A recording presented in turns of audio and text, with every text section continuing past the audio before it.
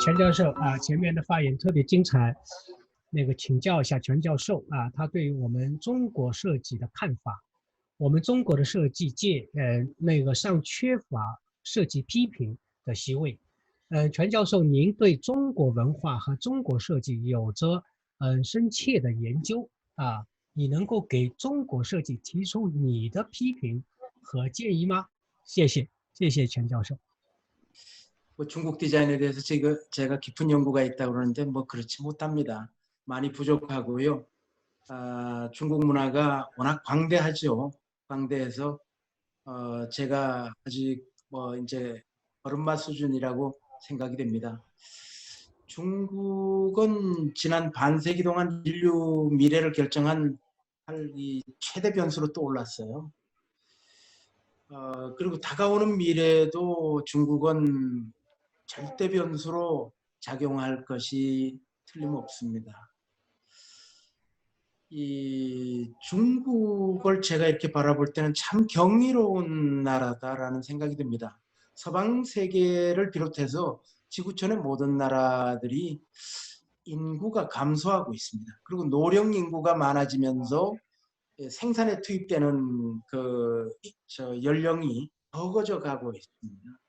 그런데 중국은 평균 연령이 서방 세계 어느 나라보다도 훨씬 낮습니다.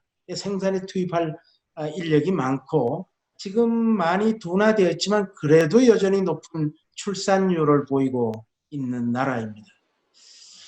또 도시를 보더라도 서방의 도시는 굉장히 활력을 잃었습니다. 활력을 잃고 쇠퇴일로에 있음에 반해서 중국은 1979년에 이 등소평이 개혁 개방을 시작을 하면서 불과 30년 만에 5억이나 되는 인구가 농촌에 있던 인구가 도시로 나왔습니다.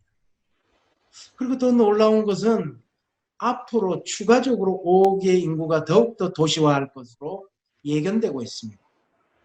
이는 인류 역사상 있어 본 적이 없는 대이동입니다.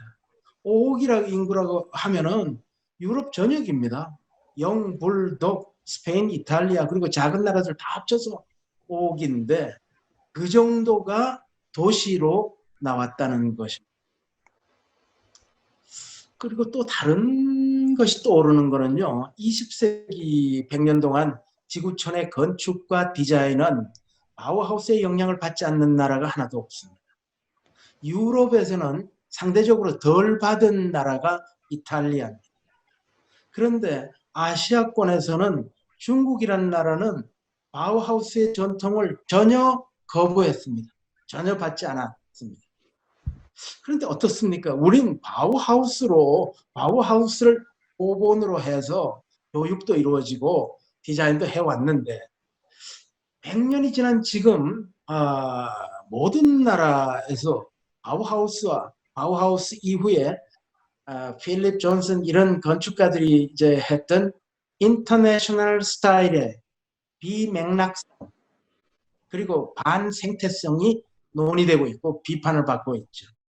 이런 상황에서 1세기 전에 문화적 정체성을 앞세워가지고 바우하우스도 거부했던 그러한 태도와 정신 상태를 저는 존경합니다.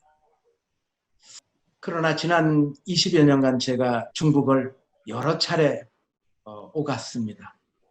중국을 좀 공부하고 싶어서이기도 하고 중국, 한국, 일본의 문화 비교를 하려고 중국을 많이 방문을 했었는데요. 제가 목격한 현상은 도시, 건축, 제품, 패션, 미디어에 이르기까지 서구 스타일 추종이 현저히 드러나고 있음을 볼 수 있습니다. 저는 참으로 안타까움을 금할 길이 없습니다. 대부분의 도시가, 대부분의 성시가 실패한 서구의 대도시 모형을 쫓아가고 있습니다. 이 마철로 높은 보충 빌딩 세우기에 경쟁을 하고 있습니다. 제품과 패션까지도 서구 일변도로 가고 있습니다. 저는 이게 어찌된 일인가 의아하게 바라보고 있습니다. 중국은 역사 문화 자산이 실로 광대무비한 나라입니다. 천인합일사상과 같은 뿌리 깊은 생태사상을 이어온 나라입니다. 우리가 중고등학교 때 어렸을 때 인류 4대 문명권을 배웠습니다. 인류 4대 문명권이 지금 전부 사막화되어 있고 폐허가 되어 있습니다.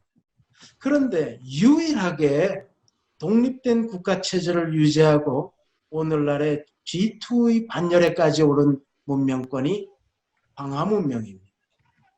국가로서는 중국인 거죠. 그래서 이 나라가 어떻게 지금 이렇게 서구 일편도로 바뀌고 있나. 물론 뭐 그렇지 않은 노력도 많이 있습니다만 현상적으로 그렇게 느껴지는 것에 대해서 좀 안타깝게 바라보고 있습니다. 중국은 그뿐인가요? 한중일 세 나라가 공유하고 있는 것이 유교 사상입니다. 유학의 본국입니다. 그것은 베트남까지 확장해서 생각할 수 있습니다. 또 베트남까지 확장해서 한자를 공유하고 있는데 한자의 모국입니다.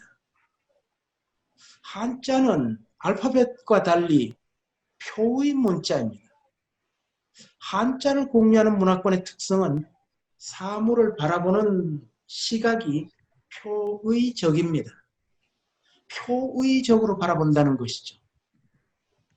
그래서 이 아날로그적인 특성의 표의성이 지난 30년간 중국이 급속히 발전시켜온 디지털 정보기술, 이러한 것과 이 결합을 해가지고 디질로그, 즉 중화와 융합의 신문명 디자인을 이루어낼 것으로 저는 믿습니다. 이 신문명 디자인으로 오고 있는 시대의 인류 사회를 건강하고 행복한 시대로 이끌어 주시기를 망합니다.